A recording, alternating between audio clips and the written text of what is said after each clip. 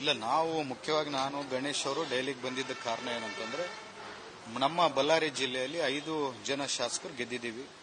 ಬಳ್ಳಾರಿ ಯಾವತ್ತಿದ್ರು ಕಾಂಗ್ರೆಸ್ ಭದ್ರಕೋಟೆ.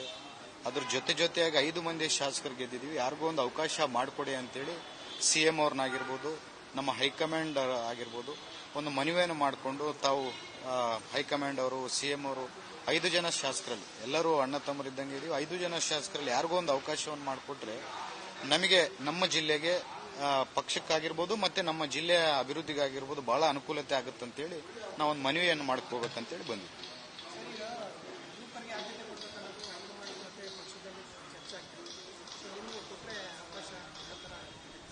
ಇಲ್ಲ, ನನಗೆ ಕೊಡಬೇಕು ಇನ್ನೊಬ್ಬರಿಗೆ ಕೊಡಬೇಕಂತೇಳಿ ನಾನು ಹೇಳ್ತಾ ಇಲ್ಲ. ನಾನು ಮುಖ್ಯವಾಗಿ ನಮ್ಮ ಜಿಲ್ಲೆ ಪರವಾಗಿ, ನಮ್ಮ ಜಿಲ್ಲೆ ಜನತರ ಪರವಾಗಿ ನಾನು ಏನ್ ಕೇಳ್ಕೊಂತೀನಿ ಅಂತಂದ್ರೆ, ಒಂದು ಅವಕಾಶ ಬಳ್ಳಾರಿ ಜಿಲ್ಲೆಗೆ ಯಾರಿಗಾದ್ರೂ ಕೊಡಿ. ಒಂದು ಅವಕಾಶ ಮಂತ್ರಿ ಆದ್ರೆ ಬಳ್ಳಾರಿ ಜಿಲ್ಲೆ ದೊಡ್ಡ ಮಟ್ಟದಲ್ಲಿ ಅಭಿವೃದ್ಧಿ ಆಗಕ್ಕೆ ಸಾಧ್ಯ ಆಗುತ್ತೆ. ಅದ್ರ ಜೊತೆಗೆ ಬಳ್ಳಾರಿಯಲ್ಲಿ ಪಕ್ಷ ಸಂಘಟನೆ ಕೂಡ ಸಾಧ್ಯ ಆಗುತ್ತೆ. ಈಗ ಏನು 5 ಮಂದಿ ಗೆದ್ದಿದ್ದೀವಿ, ಮುಂಬರುವಂತ 2028 ಎಲೆಕ್ಷನ್ ಅಲ್ಲಿ ಕೂಡ 5 ಸ್ಥಾನವನ್ನು ಗೆಲ್ಲಕ್ಕೆ ಅನುಕೂಲ ಆಗುತ್ತೆ ಅಂತ ಹೇಳಿ ಕಿಚ್ಚು.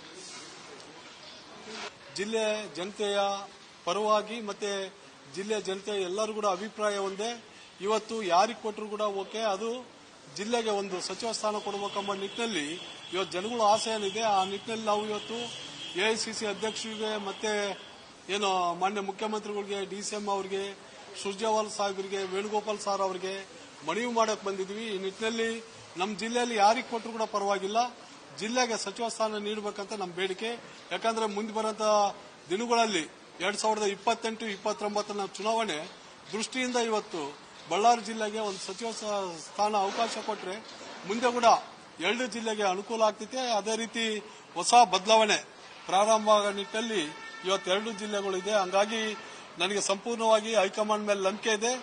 100% ಈ ಸದ್ಯ ಬಳ್ಳಾರಿ ಜಿಲ್ಲೆ ಒಂದು ಸಚಿವ ಸ್ಥಾನ ಕೊಡ್ತಾರಂತ ನಂಬಿಕೆ ಇದೆ. ಆ ವಿಶ್ವಾಸದಿಂದ ನಾವು ಬಂದಿದ್ವಿ, ಹೈಕಮಾಂಡ್ಗೆ ಮನವಿ ಮಾಡಿದ್ವಿ, ಅವರು ಸ್ಪಂದಿಸ್ತಾರಂತ ನಾನು ಭಾವಿಸ್ತೀನಿ. Thank you.